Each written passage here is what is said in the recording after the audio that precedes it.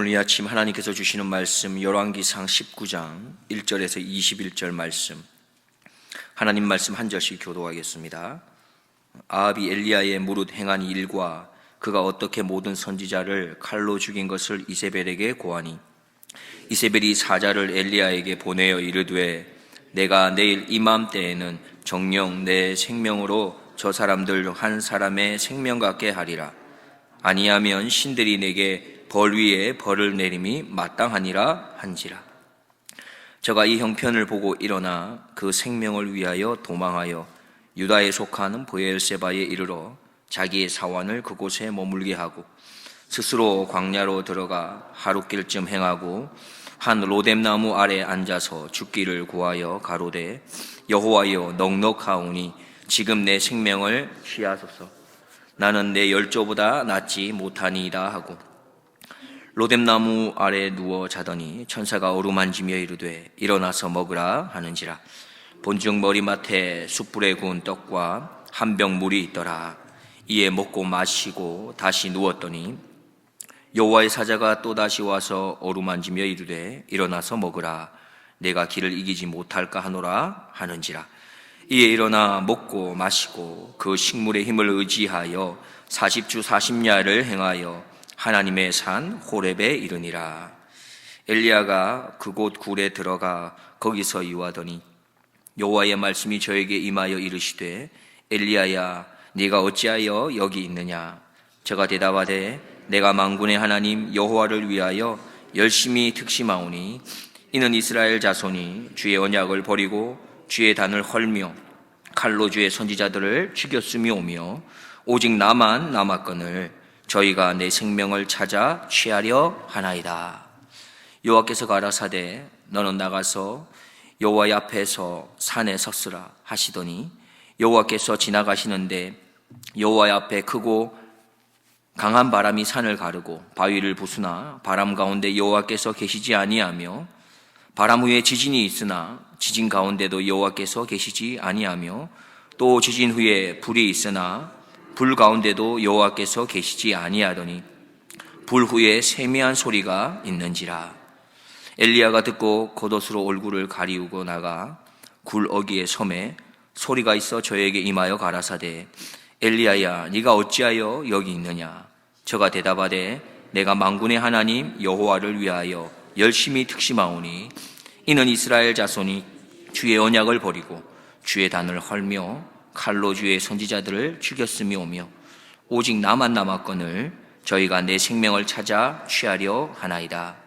여호와께서 저에게 이르시되 너는 네 길을 돌이켜 광야로 말미암아 다메섹에 가서 이르거든 하사엘에게 기름을 부어 아람 왕이 되게 하고 너는 또 님시의 아들 예후에게 기름을 부어 이스라엘 왕이 되게 하고 또 아멜 무홀라 사밧의 아들 엘리사에게 기름을 부어 너를 대신하여 선지자가 되게 하라. 하사엘의 칼을 피하는 자를 예후가 죽일 것이요 예후의 칼을 피하는 자를 엘리사가 죽이리라. 그러나 내가 이스라엘 가운데 7천인을 남기리니 다 무릎을 바알에게 꿇지 아니하고 다 그 입을 바알에게 맞추지 아니한 자니라.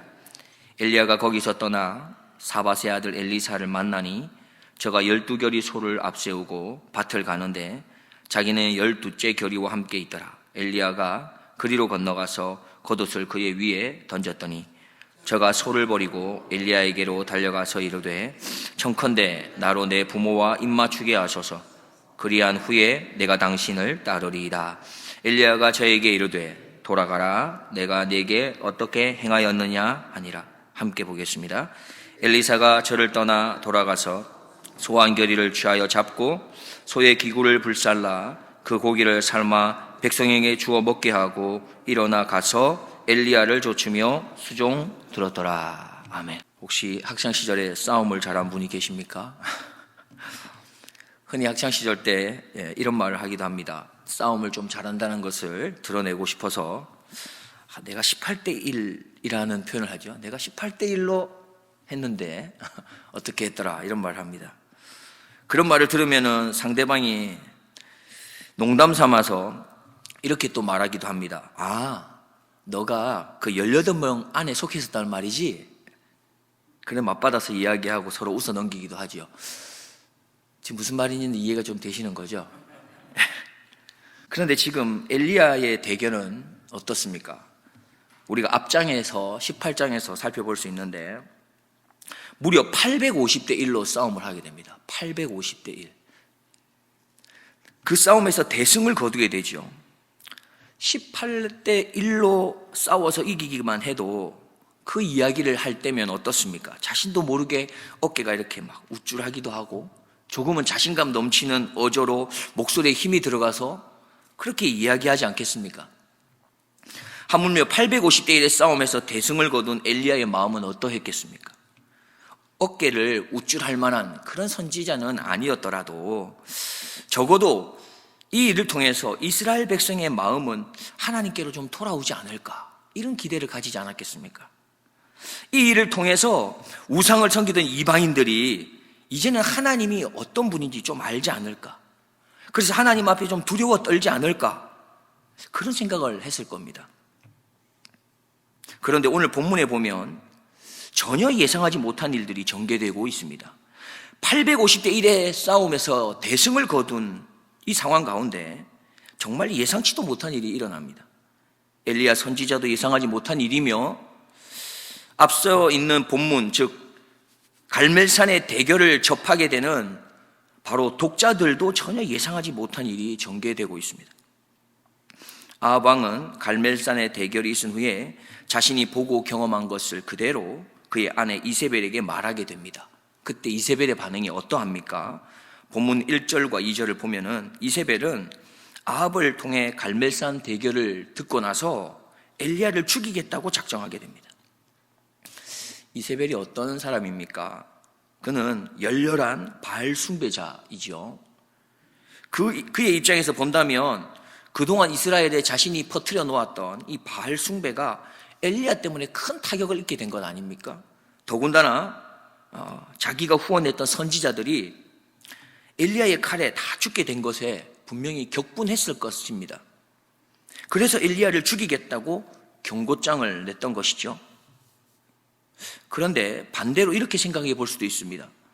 아합이 전달한 소식을 통해서 하나님이 어떤 분이신지, 그리고 그들이 섬겼던 바알 신은 얼마나 무능한 신인지도 알 수 있었을 것입니다.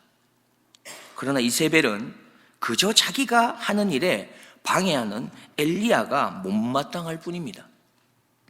다시 말해 이세벨은 정신을 차리지 못하고 있습니다. 정신없는 행동을 하고 있는 것입니다. 너무나도 분명하고 확실하게 하나님이 하나님 되심을 보여주었음에도 불구하고 이세벨에게는 그것이 보이지 않습니다. 아무리 분명하고 확실한 것을 보여줘도 자신이 보고 싶고 또 자신이 듣고 싶은 것에만 눈과 귀를 연다면, 그리고 다른 모든 것에 눈을 닫고 귀를 닫으면 도무지 보이지도 들리지도 않는 것입니다. 지금의 세상의 모습이 꼭 이와 같아 보이지 않으십니까?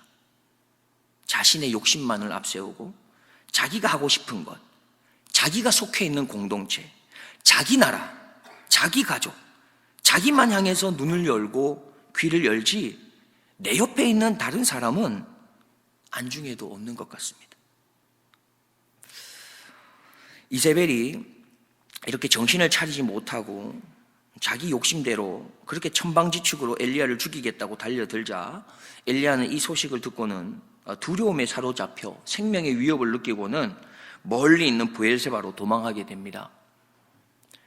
엘리야는 그 도망한 그곳에서 한 로뎀 나무 아래로 향해 기도하지요. 그런데 그 기도의 내용이 뭡니까? 나는 더 이상 힘들어서 못 살겠다는 겁니다. 그냥 나를 데려가라는 거예요. 나를 죽여달라는 겁니다. 그렇게 하나님께 기도하다가 잠들어 버리는데 그때 천사가 나타나지요. 그리고는 어루만져 주시면서 일어나서 먹어라 그럽니다. 그리고 눈을 떠보고는 머리맡에 있는 구운 떡과 물 한 잔을 마시게 됩니다. 그런데 얼마나 피곤했는지 그걸 먹고 또 잠들어 버리죠. 여호와의 사자가 또다시 나타납니다. 그리고는 또 어루만져 주십니다. 그리고는 또 말씀하시죠. 일어나서 먹어라. 네가 길을 이기지 못할까 한다 말씀합니다. 엘리야는 다시금 일어나서 그 식물을 먹고 이제 조금 힘을 얻습니다. 그리고는 40주 40야를 걸어서 호렙산에 이르게 되죠. 호렙산에 이른 후에야 하나님께서 말씀하십니다. 뭐라고 말씀하십니까? 9절에 보면 엘리야야 네가 어찌하여 여기 있느냐 말씀하시죠. 이때 엘리야가 이렇게 대답합니다. 10절을 보면은 저가 대답하되 내가 만군의 하나님 여호와를 위하여 열심히 특심하오니 이는 이스라엘 자손이 주의 언약을 버리고 주의 단을 헐며 칼로 주의 선지자들을 죽였음이오며 오직 나만 남았거늘 저희가 내 생명을 찾아 취하려 하나이다. 그러자 하나님께서 엘리야에게 다시 말합니다. 여호와 앞에서 또 산에 섰으라 이렇게 말씀하신 후에 친히 하나님이 지나가는 것을 보여주시죠. 먼저는 크고 강한 바람이 지나가지만 그곳에는 하나님이 있지 않았습니다. 그리고 지진이 있었지만 그곳에도 하나님이 계시지 않았고요. 그 이후에 불이 있었지만 그 가운데도 하나님은 계시지 않았습니다. 그러나 마지막에 세미한 소리 가운데 하나님께서 나타나십니다. 너무나도 놀란 엘리야는 겉옷으로 얼굴을 가리고는 나타나게 되죠. 그때 하나님께서 또다시 묻습니다. 동일한 말씀, 엘리야야 내가 어찌하여 여기 있느냐. 그러자 엘리야도 똑같은 대답을 합니다. 10절에 더 말씀한 것과 똑같이 14절에 똑같은 대답을 하죠. 이렇게 두 번의 하나님의 물음 또 두 번의 엘리야의 대답이 있은 후에 하나님께서는 엘리야가 여기에 있어야 될 게 아니라 길을 돌이켜야 된다 그렇게 말씀하고 계신 거죠. 그러면서 즉 엘리야에게 너가 가지고 있어야 할 그 사명과 소명에 대해서 다시금 알려주십니다. 그 내용이 15절 이하 17절 말씀이 되겠습니다. 무슨 내용입니까? 하사엘에게 너는 기름을 부어서 아람의 왕을 삼아야 되고 예후에게 기름을 부어서 이스라엘의 왕을 삼아야 되며 엘리사에게 기름을 부어서 너의 뒤를 이을 선지자로 삼아라. 이것이 너의 소명이며 사명이다 말씀합니다. 그러자 엘리야는 다시금 하나님의 부르심의 자리로 소명과 사명의 자리로 떠나기로 결단하지요. 그래서 19절 말씀을 보면 이렇게 시작합니다. 엘리야가 거기서 떠나 사밧의 아들 엘리사를 만나니. 오늘 본문 내용을 통해서 우리에게 하나님께서는 어떤 말씀, 어떤 메시지를 전해주시기를 원하실까요? 엘리야는 갈멜산의 대결에서 정말 놀랍고도 놀라운 큰 승리를 얻었습니다. 그러나 자신이 예상하지 못했던 이세벨의 반응을 보면서 얼마나 당황했겠습니까? 또한 자신을 죽이겠다고 달려드는데 얼마나 두려웠겠습니까? 야고보서 5장 17절에 이렇게 말씀합니다. 엘리야도 우리와 성정이 같은 사람이었다. 그러했기 때문에 그도 죽음이라고 하는 것 앞에서 우리와 똑같이 두려움을 느꼈던 것이죠. 갑자기 예상치 못한 가운데 밀려오는 그 두려움의 공포를 느꼈기 때문에 그는 도망칠 수밖에 없었습니다. 엘리야는 인간의 몸, 그 연약함을 가지고 있었습니다. 그렇기 때문에 죽음을 피해갈 수 없었고 또 극한 고통에 대한 두려움도 피해갈 수가 없었습니다. 그래서 피하고 싶었고 도망치고 싶었던 것은 어떻게 보면 당연한 것 같습니다. 한번 생각해 보겠습니다. 우리는 어떠합니까?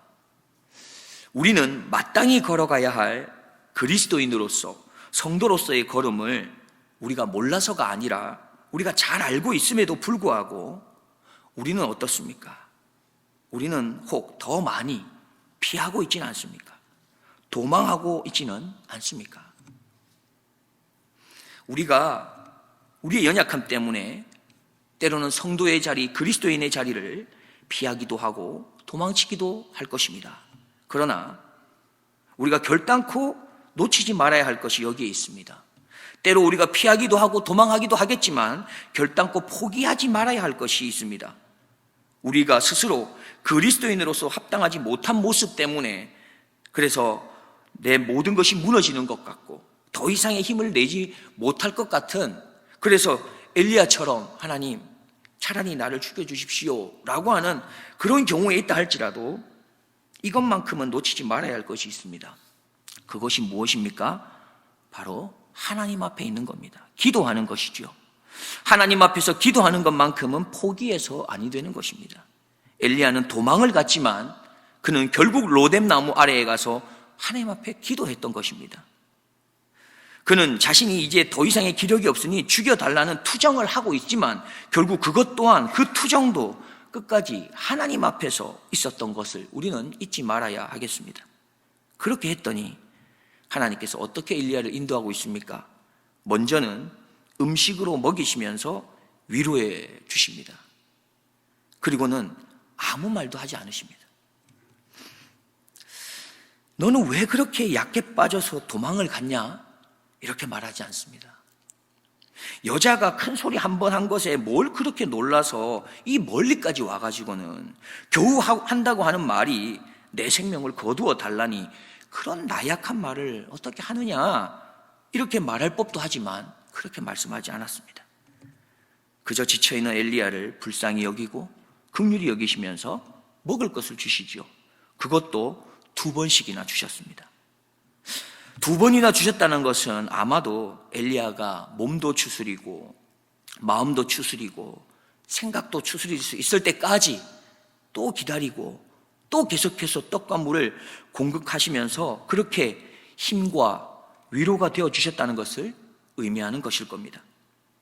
그렇게 하신 후에야 하나님께서는 이제야 엘리야에게 필요한 말씀으로 찾아가시죠. 어떤 말씀입니까? 엘리야야, 내가 어찌하여 여기 있느냐?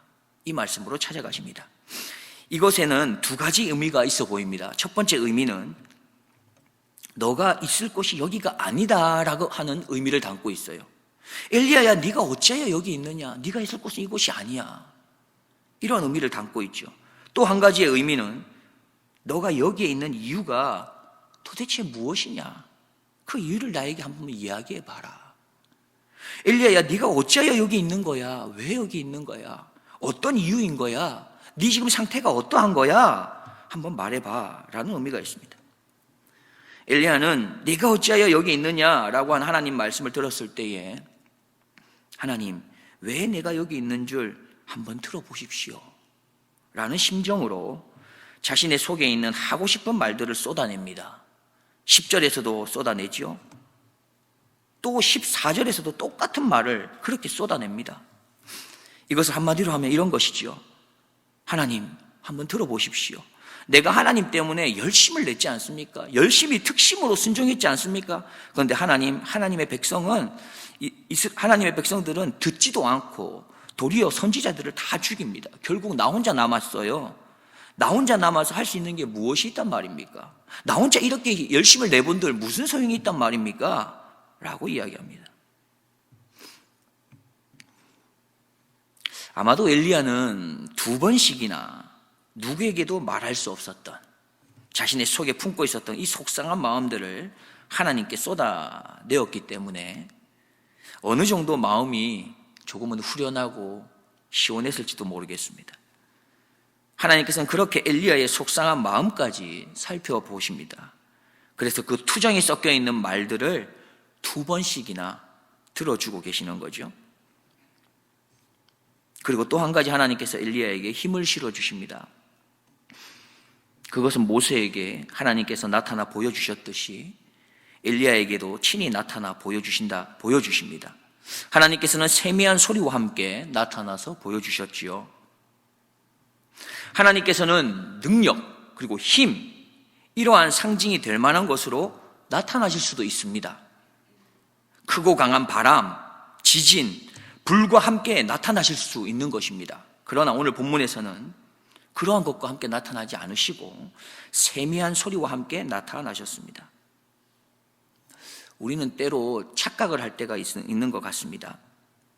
하나님은 인간의 능력을 초월하셔서 놀라운 능력이나 또 힘, 어떤 이적과 기사와 표적과 같은 것들로 하나님 우리에게 나타나시고 또 그렇게 나타나셔야 한다고 생각하는 것 같습니다.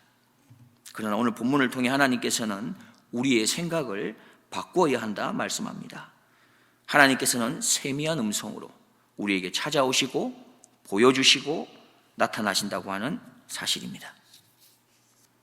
그리고 더 놀라운 것은 지금은, 오늘날에는 그렇게 세미한 음성으로 날마다 우리에게 보여주시고 날마다 들려주시고 날마다 나타나신다는 이 사실을 우리는 깨달아야 합니다. 어떻게 우리에게 세미한 음성으로 보여주시고 있으십니까? 바로 우리에게 허락하신 하나님의 말씀, 성경을 통해서 날마다 우리에게 세미한 음성으로 찾아오신다는 사실이죠. 날마다 선포되는 설교 말씀을 통해서 하나님께서는 날마다 세미한 음성으로 우리에게 보여주시고 만나주십니다.